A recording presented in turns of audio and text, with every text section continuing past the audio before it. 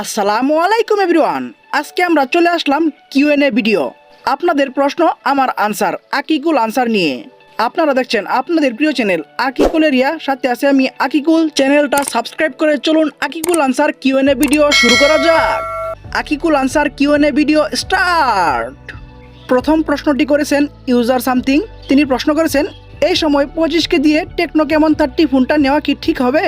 First comment, আশা করি answer পাবো love from Gopalganj. জি ভাইয়া, অফিসিয়াল ফোন হিসেবে 25,000 টাকা বাজেটে টেকনো কেমন 30 ফোনটি নিতে পারেন।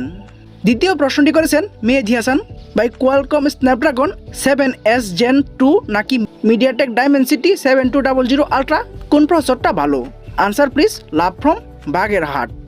By Qualcomm Snapdragon 7S Gen 2 এবং মিডিয়াটেক ডাইমেনসিটি 7200 আলট্রা, এই দুটি প্রসেসরের মধ্যে কোয়ালকম স্ন্যাপড্রাগন 7S Gen 2 এটাই ভালো হবে।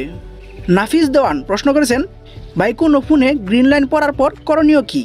ভাই কোনো ফোনে গ্রিন লাইন পড়লে ওয়ারেন্টি থাকলে প্রথমত ওয়ারেন্টি ক্লেম করবেন, তাছাড়া কাস্টমার সার্ভিস সেন্টারে নিয়ে যাওয়াই ভালো। এরপর প্রশ্ন করেছেন রুবেল হোসেন। উনি প্রশ্ন করেছেন, ভাই রিয়েলমি 10 আর টেকনো কেমন 20 প্রো, এই দুইটার মধ্যে কোনটা ভালো একটু বলবেন। ভাই যদিও এই দুই ফোনের প্রায় একই রকমের কনফিগারেশন, তবে রিয়েলমি 10 ফোনটি বাংলাদেশে আনঅফিসিয়াল এবং ফোনটি অনেক আগের ফোন। আর টেকনো কেমন 20 প্রো ফোনটি অফিসিয়াল, কিন্তু প্রাইস মোটামুটি দুটাই সমান। তাই এই দুই ফোনের মধ্যে টেকনো কেমন 20 ফোনটাই ভালো হবে। শাহরিয়ার রহমান উনি জানতে চেয়েছেন, Unisoc tiger T616 versus MediaTek Helio G85 কোনটা ভালো হবে? ভাই আনটু গিগবেন্স স্কোর হিসাবে ইউনিসক টাইগার T616 এগিয়ে থাকবে। এরপর প্রশ্ন করেছেন এক্স রিলেক্ট্রন, এই সময় পোকো X6 প্রো গেমিংয়ের জন্য ভালো হবে, বেশি গেম খেলা হবে? Love from Khagrachari. Poco X6 pro ফোনের প্রসেসরটা ভালো আছে, প্রাইস অনুযায়ী গেমিংয়ের জন্য নিতে পারেন। পরবর্তী প্রশ্ন শাহরিয়ার নাবিল, উনি জানতে চেয়েছেন Exynos 1280 এর আশেপাশে কোন প্রসেসর স্ন্যাপড্রাগনের? Exynos 1280 এর আশেপাশে স্ন্যাপড্রাগনের স্ন্যাপড্রাগন 845 বা স্ন্যাপড্রাগন 4 Gen 2 এগুলো আছে। এমডি জহির উনি জানতে চেয়েছেন, স্যামসুং ইনোভা 30 নাকি মোটরোলা G25 পাওয়ার, কোনটা নিলে ভালো হবে? আমার মতে প্রাইস অনুযায়ী স্যামসুং ইনোভা 30টাই ভালো হবে। পরের প্রশ্ন ফরিদা মিলি, উনি জানতে চেয়েছেন, এই সময় এসে আনঅফিসিয়াল ফোন কিনলে কি কি ডিসঅ্যাডভান্টেজ রয়েছে? আনঅফিসিয়াল ফোন কিনলে সবথেকে বড় ডিসঅ্যাডভান্টেজ, আপনি অফিসিয়াল কোনো ওয়ারেন্টি পাবেন না। আমার মতে এটাই ডিসঅ্যাডভান্টেজ, আর অন্য কোনো সমস্যা হওয়ার পসিবিলিটি বাংলাদেশে খুবই কম। নেক্সট প্রশ্ন ইউজার সামথিং, উনি জানতে চেয়েছেন, MediaTek Helio G96 and MediaTek Dimensity 6020 best কোনটা? এই দুটোর মধ্যে অবশ্যই অনেকটা এগিয়ে থাকবে মিডিয়াটেক ডাইমেনসিটি 6020। নাসরিন আক্তার উনি প্রশ্ন করেছেন, ভাই আমি কি আইটেল S24 কিনতে পারি পারফরমেন্সের জন্য, আর কোথা থেকে কিনবো? আইটেল S24 ফোনে মিডিয়াটেক হেলিও G91 প্রসেসরটি ব্যবহার করা হয়েছে, যদিও এটি নতুন একটি প্রসেসর, তবে দাম অনুযায়ী প্রসেসরটি ভালো, তাই আশা করা যায় প্রাইস অনুযায়ী পারফরমেন্স ভালো হবে। আর আপনি আপনার আশেপাশের যে কোনো মোবাইল শপ যেখানে আইটেল ফোন বিক্রি করা হয় সেই সব জায়গায় ফোনটি অ্যাভেলেবেল কিনতে পারেন। এরপরে প্রশ্ন করেছেন ফাহাদ খান, উনি জানতে চেয়েছেন, ভাই গেম খেলার জন্য OnePlus 9RT নিব নাকি পোকো X6 প্রো নিব?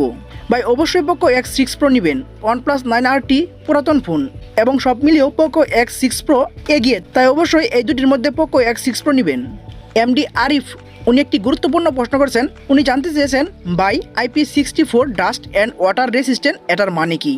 ভাই এটার মানে হচ্ছে ডিভাইস ধুলোবালি এবং পানি থেকে নিজেকে কতটা রক্ষা করতে পারে তা মাপার একটি আইপি রেটিং দেওয়া হয়ে থাকে। আইপি রেটিংয়ের সাধারণত দুইটি সংখ্যা থাকে। প্রথম সংখ্যাটিতে ধুলোবালি টেস্ট করা হয়ে থাকে।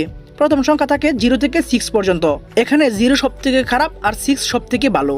আর দ্বিতীয় সংখ্যাটি থাকে পানি টেস্ট, যা হয়ে থাকে 0 থেকে 8 পর্যন্ত, এখানেও 8 সব থেকে ভালো আর 0 সব থেকে খারাপ।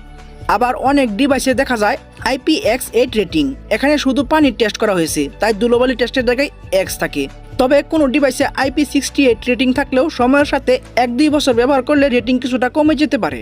এই হচ্ছে IP rating, dust and water রেসিস্ট্যান্টের ব্যাপার। এমডি সুমন লিখেছেন, ভাই 30K এর ভিতরে কার্ভ ডিসপ্লে ফোন পাওয়া যাবে কি? জি ভাই অবশ্যই পাবেন। টেকনো স্পার্ক 20 প্রো প্লাস পাবেন 26,999 টাকা এবং ইনফিনিক্স নোট 40 প্রো পাবেন 30,999 টাকা। তাছাড়া আইটেল S23 প্লাস আছে 19,999 টাকায়। তো বন্ধুরা, আজকের মতো কিউএনএ ভিডিও আকিকুল আনসার এখানেই শেষ করছি। আপনাদের কারো কোনো প্রশ্ন জানা থাকলে আপনারা কমেন্টের প্রশ্ন দিয়ে রাখবেন। তো বন্ধুরা, ভিডিওটি কেমন লাগলো? ভালো লাগলে একটি লাইক দিয়ে কমেন্টস করবেন, ফেসবুক পেজে ফলো দিবেন, ইউটিউব চ্যানেলে সাবস্ক্রাইব করে পাশে থাকা বেল আইকনটি অন করে দিবেন এবং পরবর্তী ভিডিও দেখার জন্য আমন্ত্রণ জানিয়ে এখনকার মতো বিদায়। আল্লাহ হাফেজ।